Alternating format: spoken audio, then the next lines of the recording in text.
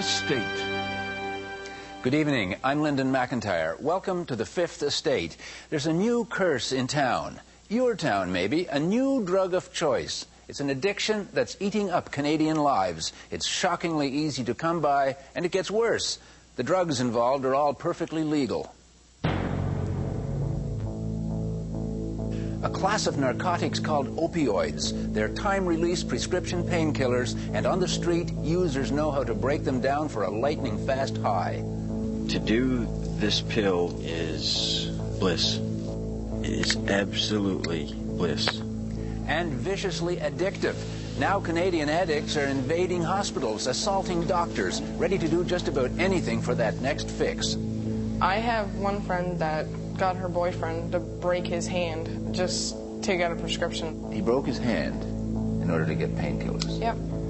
This Made in America epidemic has spread into Canada, and now it seems we're returning the favor by becoming a major supplier. The quantity is just enormous. I've seen it. I know it's coming from Canada. I know everybody's getting it from Canada. Because it first caught on in the kind of American backwoods where moonshine used to be the quickest trip to oblivion, it picked up the nickname hillbilly heroin. But that doesn't do it justice. First, unlike heroin or cocaine, it doesn't have to be smuggled over from Asia or flown in from Colombia. It's licensed and sold legally right here in Canada. Second, forget the backwoods or the ghetto. This plague is eating up lives in the best of homes. When we went looking in a picture book corner of Canada, we found a thriving trade and a supply network so well established that it is defying the best efforts of law enforcement. And then we went looking for someone to take responsibility.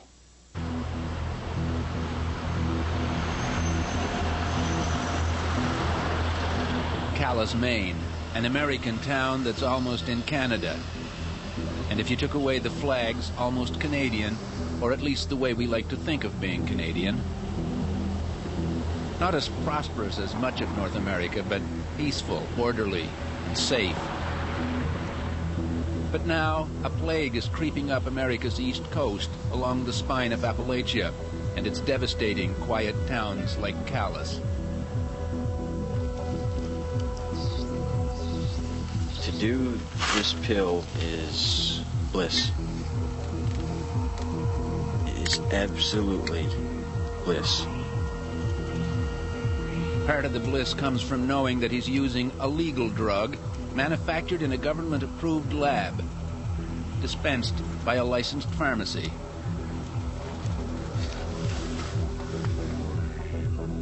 Narcotic painkillers, a comfort to people with serious pain, a curse in a community like Calais, where they've become the junkie's choice. Ground up and shot up, a painkiller like Dilaudid can give a better high than heroin. 1996, the first year OxyContin was available in the U.S., sales there totaled $55 million. Last year they grossed more than $1 billion. In Maine, they now need a special court for addicts. Please be seated. Most of whom are hooked on prescription painkillers. Judge John Romay. Good morning. This is the Calais Drug Treatment Court. First on the docket today is Marnie Taylor. Not only did you have a dirty test for opiates, what was the opiate? OxyContin. If you want to stay in drug court, you're going to have to detox.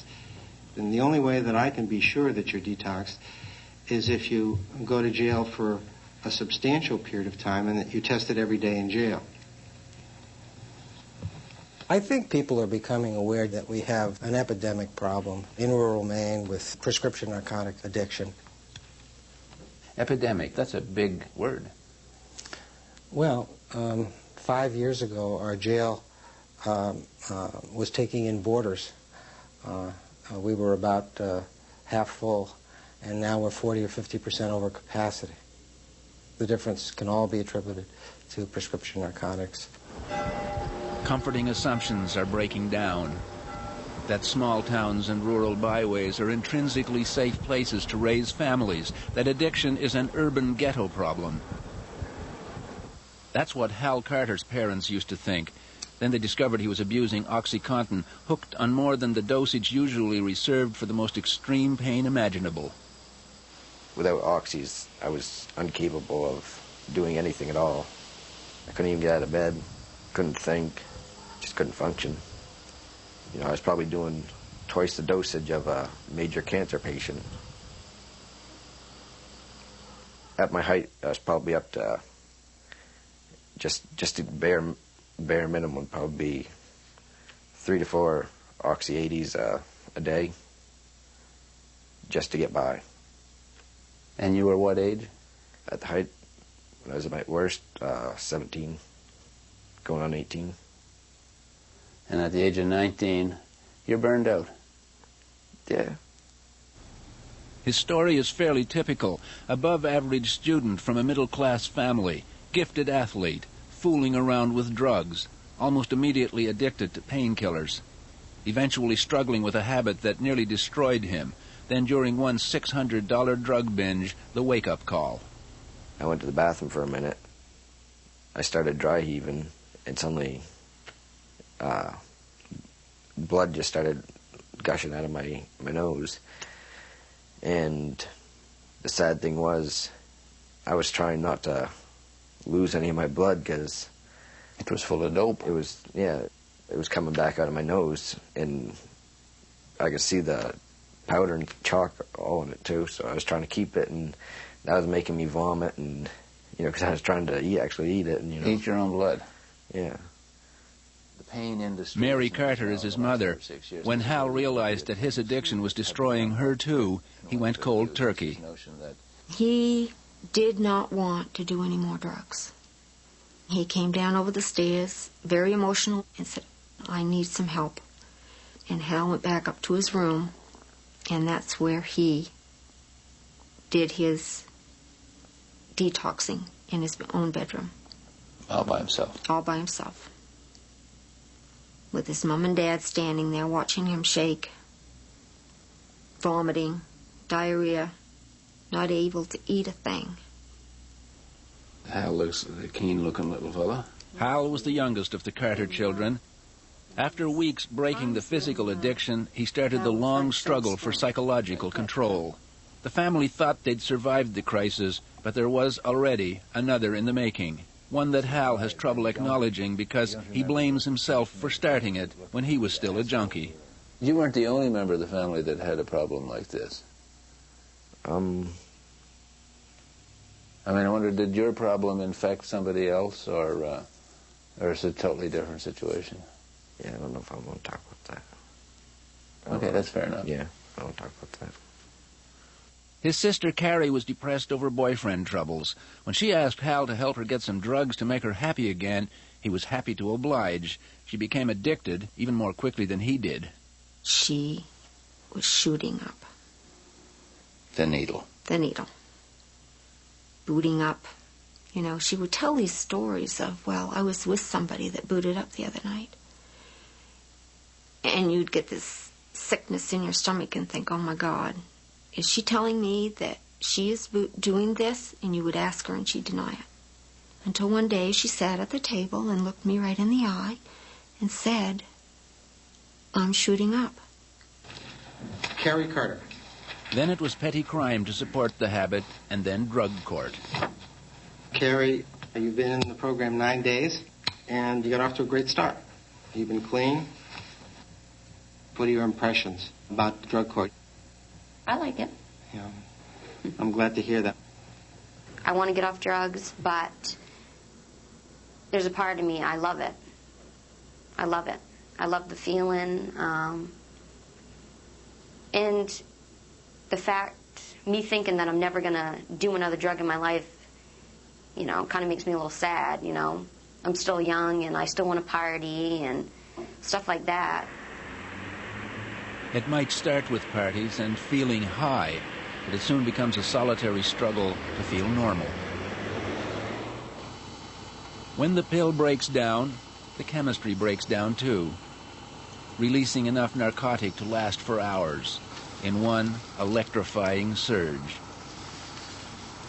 Am I in control of this habit? Absolutely not.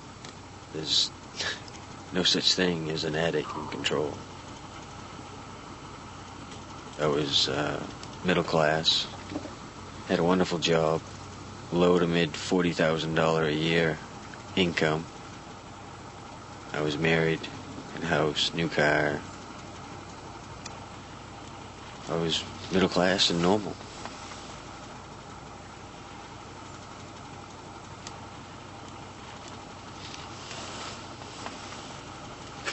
This is what it's all about after you get addicted. You do it not by choice. It's a necessity. It's sick.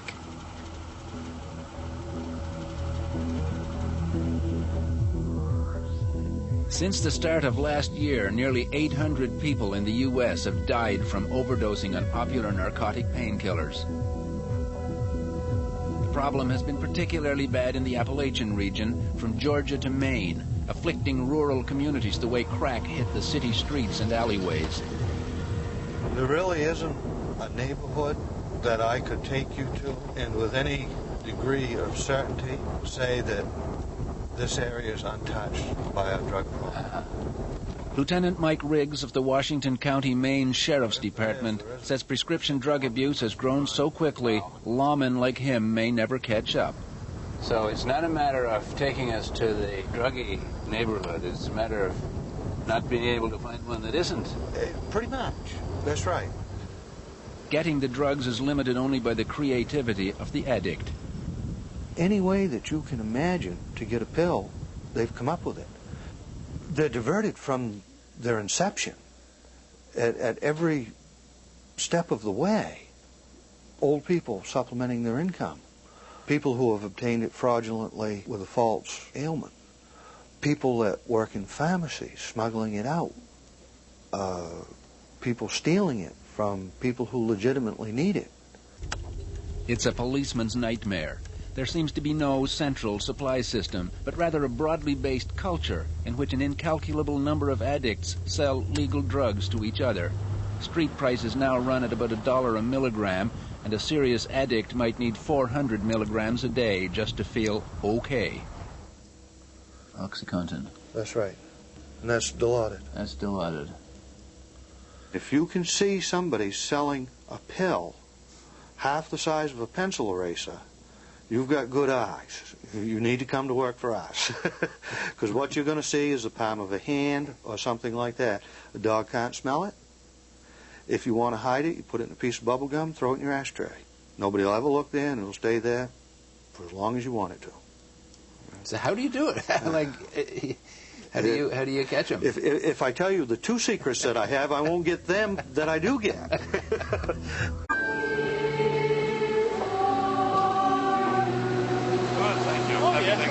St. Stephen has a special place in New Brunswick's loyalist history, settled by people who didn't want to live in the new American Republic, but who didn't want to live too far away from it either. The town sits on the Maine-New Brunswick border. A river and a flag are all that distinguish St. Stephen from her American sister. Calais and St. Stephen are practically mirror images of each other. They share history and tradition. The daily lives of the two communities are inextricably interlaced in all respects, it seems, but one. People in Calais are dealing with a plague, what they call an epidemic in prescription drug abuse. A lot of people in St. Stephen would like to think that somehow the plague has been confined to over there. But lately there have been some rude reminders that addiction doesn't recognize the border. Reminders that it can drive ordinary people to acts of desperation, even here. Wade Cook has been an addict since he was about 19, most recently hooked on Dilaudid. But he had never had a serious run-in with the law until one night in May 1995, when he showed up here in St. Stephen with a gun, demanding pills. 6 years later, on a Friday night in July this year, undeterred by a prison term for his last escapade here, he showed up again. I went in for medical attention. I talked to the doctor. He said, I'm not going to do nothing for you. I was in so much pain, so much aggravation, and I just, see what I can do for myself. I wasn't even really thinking clear, but if I'm not going to get any help, I'll get help for myself one way or the other. When it became obvious hospital staff were ignoring him, he ran past them and locked himself inside the narcotic medication room. The nurse could hear him rummaging for pills as she called police. 38450. Car 38, go ahead. Charlotte County Hospital called advising they may have a problem with the patient. St. Stephen police officer Hal Douthwright took the call and headed for the hospital. We opened the door cautiously. He braced his foot against it, and reaching out with his fist and encased in it was a needle, swinging his arm through the crack of the door. The policeman overpowered him, but it seems not before he got his fix, a moment of bliss that will cost him 18 drug-free months in jail. This is what he was after, Dilaudid, a narcotic painkiller that has been around for decades. Like OxyContin, when it's broken down and injected or snorted, it provides a powerful and addictive high. It has become the needle junkie's choice in New Brunswick, where its street price is half that of heroin. For nearly half his life, he's been an addict. Half a lifetime sounds like a long time, but Wade Cook is only 35 years old. For now, Dilaudid is the next best thing to heroin. Well, if you're shooting Dilaudid, you might as well be shooting heroin. It's the closest you're going to get. The thing of it is heroin's harder to get. It's easier to come up with the OxyContin or the Dilaudid. What does easy mean? Easy means if you can't get it from a doctor, you can go get it off the street anywhere. And it wouldn't have to be St. Stephen or St. John, what city, what town, or whatever. If I was there in an hour, I could find whatever I want to find, put it that way. I know that OxyContin has been called hillbilly heroin in the States. Hillbilly heroin, I don't know, I never heard it called that before. I'm not going to play totally stupid with it. Yeah, I know it is a big thing. Oh yeah, they love it. They literally slice somebody's throat for it. I mean, all that for a fact, too. Increasingly, local doctors are displaying signs like this one in their offices, hoping to deter desperate drug addicts. Dr. Ronaldo Robes was on duty the night Wade Cook raided his hospital dispensary. He's grown accustomed to aggressive demands for drugs. He always feels the same when it happens. It was done in May. I was scared, very scared. This is just not something that they taught you about? No, they didn't. I never learned about this in the medical school. So what happens when you say no? They can punch you. They can hit you in the face, yeah. You have felt physically threatened? Yeah, many times. They're becoming more and more violent. We have to be very careful with writing this prescription, because if you don't need it, I'm destroying you. Most New Brunswickers seem oblivious to the drug problem, but for frontline health workers and policemen, it's getting harder to ignore. I've had numerous calls where people have found syringes from shooting up the drug in local establishments. They come and go into the washrooms and shoot up the drug, leave their stuff there, and go. All of a sudden, we get this whole different drug scenario now.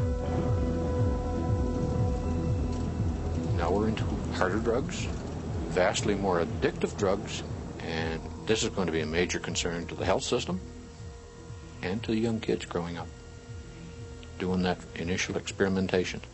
Because it doesn't take much. It's a small step from experimenting with hard drugs to addiction. In small-town Canada, young people seem drawn irresistibly to experimentation to escape family stress or just plain boredom. You never thought of going back like full-time? Sherry Kennedy is 18, and she's already done jail time for using and trafficking in prescription drugs. I've thought about going to Ontario just because nobody knows me, and it's an easier start. And it started for me when I was 11 with pot and me running away from home, and the pot led to acid, the acid led to crack. It just kept stepping up, and it's scary. First time I popped a pill, I was 13. 13? Yep. And how old were you when you got hooked on those pills? 16. 16 years Yep. old. Now, how did you end up breaking this habit? Went to jail. I was headed nowhere, like 80 pounds, 18 years old. That's not healthy at all. You were a needle user. Mm-hmm. That's a pretty rough world for, if you'll pardon me saying it, a little girl. to find herself in. But it happens every day. Are there a lot of little girls out there? Oh, God, yeah. When you drive down through town of St. Stephen, 9 chances out of 10 people are looking for a way to get high. If they aren't already high, they're looking for a way to make money to go get high. And, I mean, a lot of kids won't change because it's just so easy to get it. Because every corner, like, you know what I mean? There's a little house sitting there that sells dope or sells Dilaudid or... In St. Stephen, we're talking to people, and they look across the river and they say, they got a big problem over there in Calais. Is it over here? It is over here. There wouldn't be a problem over there if it wasn't for us, because they wouldn't get it over there. Jennifer Bradford is Sherry Kennedy's best friend. She's another addict and was recently arrested in the U.S. and charged with selling prescription drugs. They arrested you for trafficking? Yeah. Who would you sell to? 70% were Americans. A lot of them were Americans. They would come over. Like, I wouldn't cross over to get them, to give them to them, but they would come over to get them. These days, terrorism preoccupies Canadian and American border officials, but cops on both sides have been alarmed for some time by how easy it is to get drugs across. The illegal traffic in prescription painkillers seems, in terms of the criminal drug trade, to be in its infancy. There is no cartel, no large criminal network. The way the police describe it, it's a simple matter of diversion, diverting legally prescribed drugs to people who just want to get high. And sometimes it's as simple as scamming a doctor with phony symptoms or a pharmacist with a fake prescription. Sometimes it's a simple matter of priorities. People with real pain and a real prescription selling their pills so that they can eat or dress a little better or drive a better car. But one thing that both addicts and cops agree on, a lot of the pills in Washington County, Maine, are coming across from Canada. When American Hal Carter was hooked on prescription drugs, the nearness of St. Stephen was like a godsend. Fewer cops, almost no awareness of drug problems. His Yankee dollars went a lot further there than in Calais, and the availability of drugs never seemed to be a problem. I had met someone from St. Stephen, Canada, who was selling, and within minutes, I was getting drugs, and on a regular basis, I was trafficking across the border every day. Dilaudid, OxyContin, no problem. No problem. Where is it coming from? They don't tell their sources. I show up at their house, and they've got, just like bags of Dilaudid, 5,000, 10,000, one in a giant Ziploc bag. The quantity is just enormous. I've seen it. I know it's coming from Canada. I know everybody's getting it from Canada. For Mike Riggs of the Washington County Sheriff's Department, the border that means nothing to addicts like Hal Carter is an impenetrable wall. The ability for me to slide across the border to surveil somebody and know that he went to a dealer's house and come back is not going to happen because I can't get across the border. If a dealer got 4 or 5 cars ahead of you, that's a long time. By the time you pass through customs, they're gone. Another issue is firearms. We're not allowed to work over here without our firearms, but we can't take them to Canada either. It's very easy for the users and dealers to get back and forth across, and they do it very successfully every day, sometimes several times a day. But it's very difficult for law enforcement to do the same thing. Occasionally they get lucky. Hal Douthwright of the St. Stephen Police. A couple of young persons were apprehended. They indicated that they had crossed several times during the day here at this point. They come over specifically for acquiring Dilaudid. And it seems to be a common thing to come over here and get the Dilaudid, shoot it up here, and then go back. That way they're not faced with a seizure or arrest when they go back through U.S. port of entry. Unfortunately, the Canadian factor as far as a source for these drugs is significant. 60 to 75% of the prescription pills that we're dealing with on the streets of Washington County are probably coming from New Brunswick. Coming across the river? Yes. I think the one... Darrell Crandall is with Maine's State Drug Enforcement Agency. It's more difficult to deal with this kind of drug, I gather, than it is to deal with the straightforward criminalized drugs. Sure it is. You've got an issue of something that is in its form that it comes in. If it's possessed the way it's supposed to be, it's legal. These are commercially manufactured items that have a very valid purpose, if used correctly. We've spoken to people who've used a lot of this. It's so easy to get it that I can't help thinking there has to be some kind of a criminal hierarchy. For the most part, we're not seeing the criminal hierarchy here that we see with other drugs. And what we've got here is a very significant network of user dealers. You've got, almost without exception, the traffickers are people that are trafficking to support their own horrible habits. Cops in the U.S. got a rare break last August when they nabbed a teenager on a railway trestle as he was crossing back into the U.S. with a supply of narcotic pills from Canada. He identified his supplier as an addict who lives here on the edge of St. Stephen, safely beyond the reach of the American police. The alleged pusher is Bob Grace. Hi, Bob. Hi, my name is Lyndon. Talking to some kids about pills, and you got a hold of this. There's a document over in the States with your name on it. Yeah. Can I show it to you? Sure.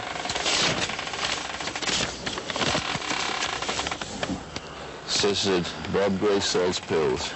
Where does it say that? Huh?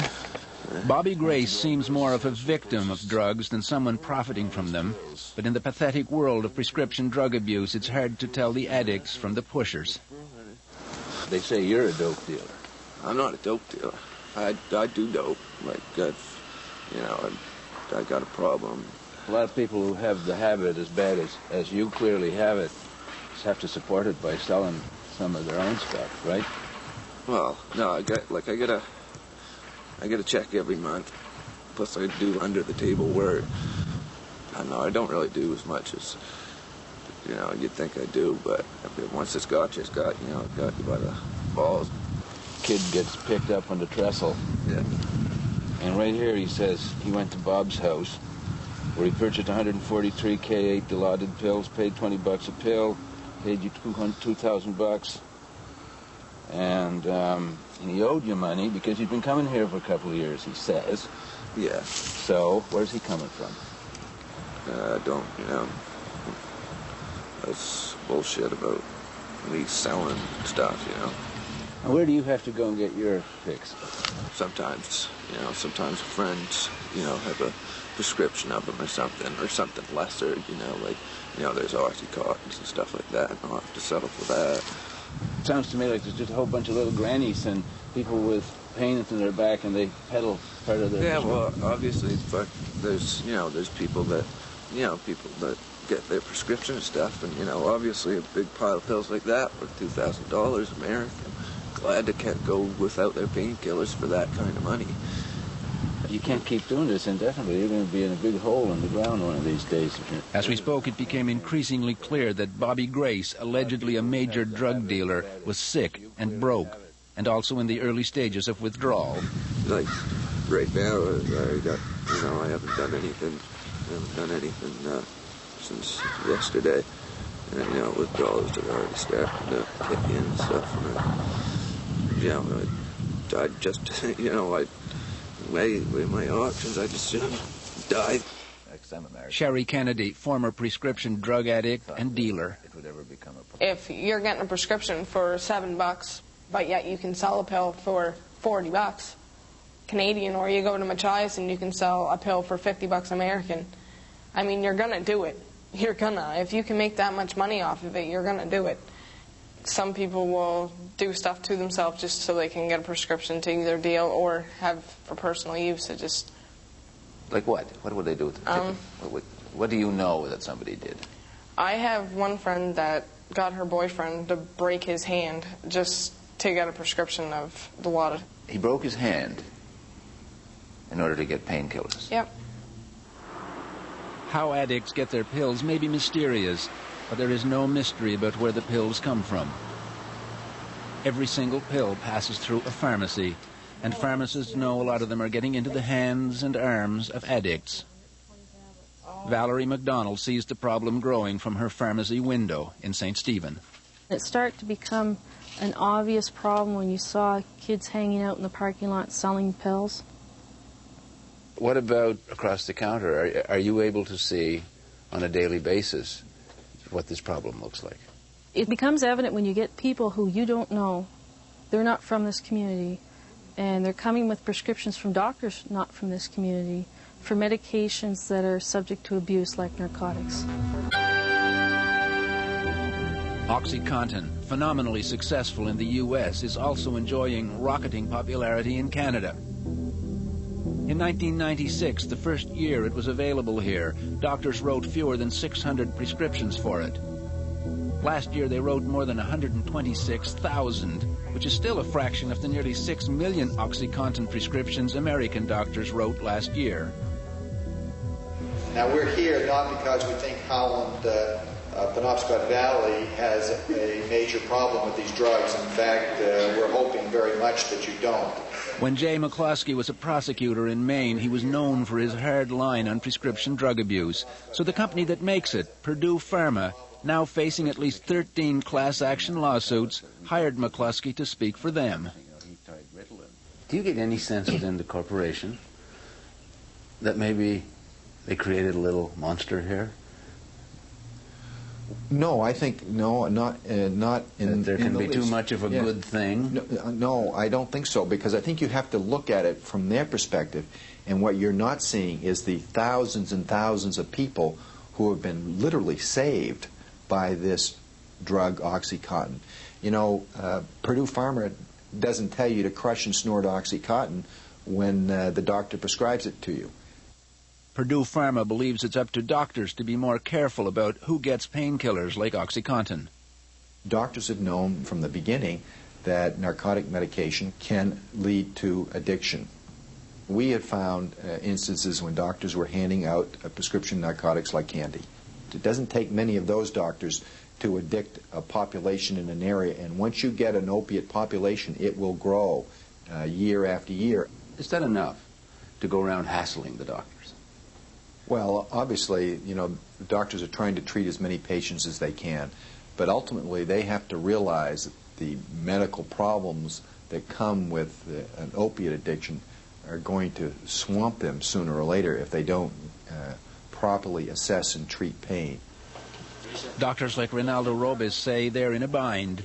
They can't be cops. Skepticism doesn't sit comfortably alongside compassion, and when they must choose between the two, they have to give the benefit of doubt to someone who appears to be in pain. I've been trying my best to identify which one really needs it and which one won't. If you have cancer, you know, there's no doubt about it. And if you have cancer pain, then that's it, you're going to need it, yeah. But again, it's very hard. It's a very hard thing to determine. That the police Which leaves the pharmacist, people like Valerie McDonald, to spot the bogus prescriptions and the junkies. There's lack of communication both directions, like from the stores to the doctors, from the doctors to the stores. So it's there's a lot of holes there that get taken advantage of. And little pills fall out through little holes. Yeah. When she was just starting out, it wasn't such a problem. There was a federal agency called the Bureau of Dangerous Drugs. They monitored narcotic pain prescriptions, looking over the shoulders of both doctors and pharmacists, actively looking for abuse. But that program doesn't exist anymore. That whole program was discontinued by the federal government. I think it's very short-sighted, and now it's starting to really become apparent that we needed somebody like that. The closest you can get to somebody like that today is here in Moncton. Good morning, New Brunswick Pharmaceutical Society. For better or for worse, the job of policing pharmacies and the drugs they sell falls to Bill Vigneault, the registrar for the New Brunswick Pharmaceutical Society, and it's clearly more than he can handle on his own. When I came here 5 years ago, the calls I received about Dilaudid and OxyContin products were minimal. Today, I receive many more calls, probably 10 to 15 times as many calls about concerned pharmacists about certain clients. We have seen triple the amount of hydromorphone dispensed in the province since 1996, between 96 and 2001. The Dilaudid. The Dilaudid, that's right. Triple. It's tripled. 300%. 300%. The amount of prescriptions dispensed. But they're leaking out of the pipeline. They're falling out onto the street somewhere. That's right. And we've been studying the problem, trying to find out who's accountable, and the buck stops right on your desk. There's no question. We're on the front line. We're the ones handing that medication out in many cases. I don't believe in all cases, but in many cases we are. But let's look at what you can do. What can you do right now? I think we can set up a monitoring program, something electronic. That's a program where it allows the pharmacist to make decisions up front about whether or not they're going to fill a prescription based on the history they see in front of them. Are you trying hard enough, though, Mr. Vigneault? Well, I like to believe we are. What we need is a tool to really pin it down. You know what? Some people might say that tool is called a great big computer. I agree. With a little line going into every right. pharmacy. Yeah, I agree. What's stopping you? Funding would be one thing. I've got a small organization here. We're 560-some pharmacists and 165 stores. We run on a pretty small budget, and we need some help in order to do that. 7 years ago, when the federal government stopped monitoring the prescription of narcotic painkillers, a liberalized philosophy of pain management was gaining momentum in the medical profession, a momentum that was encouraged and applauded by drug manufacturers. Since then, there has been an explosion in the use and abuse of highly addictive medications. Whatever the taxpayers may have saved in dollars and cents by eliminating the program, the human consequences of the cutback may be incalculable. And if anybody doubts it, just look next door in Maine. Carrie Carter's attempt to escape her addiction was short-lived. After only a couple of weeks clean, she went AWOL, forged checks, and stole from her parents for prescription drugs. They had her arrested. Now she's in jail and mad at everybody. They won't accept my calls. I've had no contact with them for going on a month. And they pressed charges against me 4 times in a row because I've stolen from them. Which I don't blame them, but I mean, I'm their daughter, and they're giving me a felony record now, and I don't know. I don't think it's right. It's not right what I did to them, but I don't think they should have, I don't know, handled in that way. The last straw was when she stole the family Bible and sold it for $35 to buy 1 pill. I feel safe with her in jail. If she's out, I don't know where she is. I don't know what she's doing. And I have this fear that I am going to hear a call from the policeman telling me that she's dead. And I just want to hold her and make everything right. And I can't because she has to do it herself. And Hal has taught us that. Because if you don't do it yourself, it can't be done. Because I can't do it, you can't do it. Nobody can do it except themselves. Carrie's brother has just marked a crucial milestone, 1 full year drug-free. But at the age of 19, Hal Carter must come to terms with the fact that for the rest of his life he will be locked in a desperate struggle with himself. There's no way out of it. If I even use one prescription drug, it may be my last. It could put me in a relapse that could eventually end my life. It'll never be over till I grow old and die. There's probably 500 or 600 drug addicts just in this community alone now. Wow. I mean, that's what you got to deal with. 500 or 600 drug addicts. Yeah, even if you stop it totally right now. What about St. Stephen? If you live in Calais, St. Stephen is pretty much just an extension of the town. It's just a border. I mean, you don't think of it as anything. And whatever happens here happens there. It ain't gonna get any better unless the whole community steps up. I don't see it getting better in the near future at all. It's a pretty grim situation.